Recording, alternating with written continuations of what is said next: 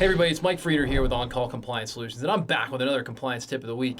Today we're talking about a cool story where I signed up for the voluntary CMMC Certification Program. Yes, we're signed up to be CMMC certified.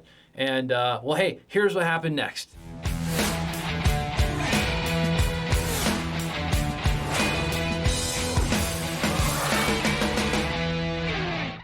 So hey, if you're a defense contractor who's feeling overwhelmed, tired, and alone, trying to understand all of this DFARS, NIST SP 800-171, and CMMC compliance stuff on top of an already colossal workload, if you feel like you're drowning in the hundreds of pages of confusing legalese and hard to understand techno mumbo jumbo, or if you just need help connecting the dots for the leaders in your company between getting compliant and how it can lead to growth and higher profits, well, I've got great news for you. You found your home here at On-Call Compliance Solutions, where we can help you transform into your company's on-call compliance hero. Let's get after it. So the date is December 14th, 2022, and I have a confession to make, my friends. Here we go, honest Abe moment. So back in August of 22, I signed up for the CMMC Certification Level 2 assessment under the voluntary CMMC assessment program through one of our certified third-party assessors that we have an excellent relationship with. We said, hey, we preach this stuff, we practice this stuff, we'll probably do more of it than anybody else in the world. We for sure should be one of the absolute first people in the world to be certified. So literally we put the request in right when voluntary certification was up for grabs. And I want to give you an update on that, all right? So here's the big update, right? Long story short, we eat our own pie, all right? We walk the walk, and baby, we're ready, all right? Like, seriously, we're ready to go. So we sign up for the voluntary program, and what I want to tell you is this. We've heard absolutely nothing. Crickets. Zero. It's been very quiet. Now, I know why this is, okay? But nonetheless, since the Cyber AB and DIBCAC are not being super transparent about this, I thought, what the heck? Let me just share my own experience with our compliance heroes out there. That's you here on YouTube, because I know for our clients, they're highly interested in real-time updates on what's going on with CMMC and the Cyber AB and LMNOP and all that other fun stuff. So here's what I'll tell you. First thing to understand is that the voluntary program is very interesting right now. Any CMMC C3PAO can't just do an assessment right now. They're not allowed. Great, you spent all the money, became an assessor, you can't do anything with it. They're actually having to coordinate and tag team with DIBCAC.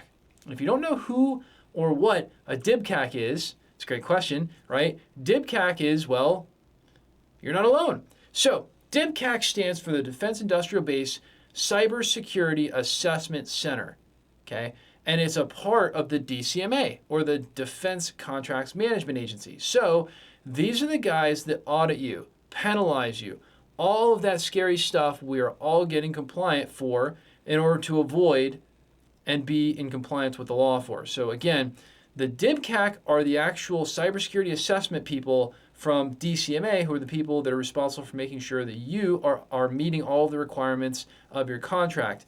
Now, even if you're a subcontractor, they can still audit you because you're a part of somebody else's contract.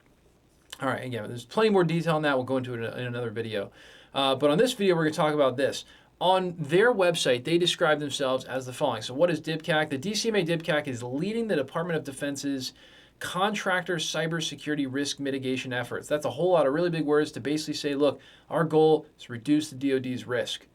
DIBCAC assesses DoD contractors' compliance with the Defense Federal Acquisition Regulation, or DFARS Clause 252.204-7012, safeguarding covered defense information and cyber incident reporting, and the National Institute of Standards and Technology, or NIST, Special Publication 800-171, protecting controlled unclassified information, or CUI, in non-federal systems and organizations, as well as the DFARS Clause 252.204-7020, NIST SP 800-171 DoD assessment requirements, and all that other good stuff. Basically, all the stuff that has to do with DFARS, NIST, and CMMC.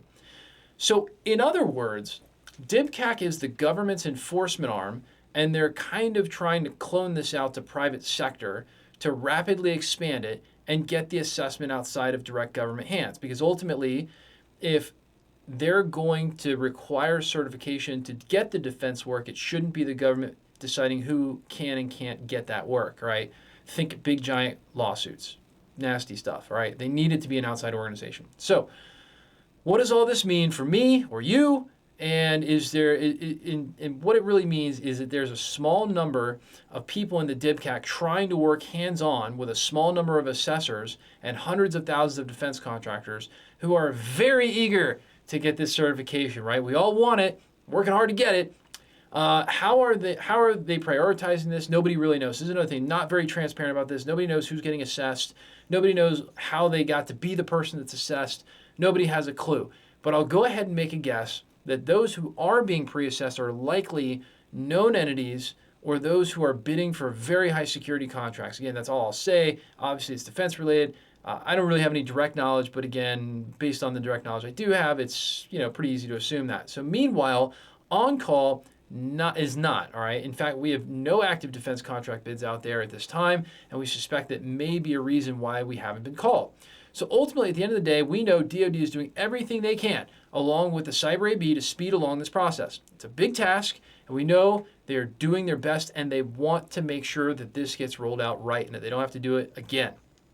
After a few months of waiting, we have begun to shift our mindset from let's go get it immediately to let's hang on for the final rule changes to come out next year. We're almost there. We're like 3 months away, right? 3, 4, 5 months away. If we get called, hey, fantastic. And I can't wait. I hope we do. It'll make some great social media content, right? But meanwhile, we're in line, patiently waiting and looking forward to when the program is finalized next year and C3PAOs can go do their work without having to involve DoD personnel directly slowing them down.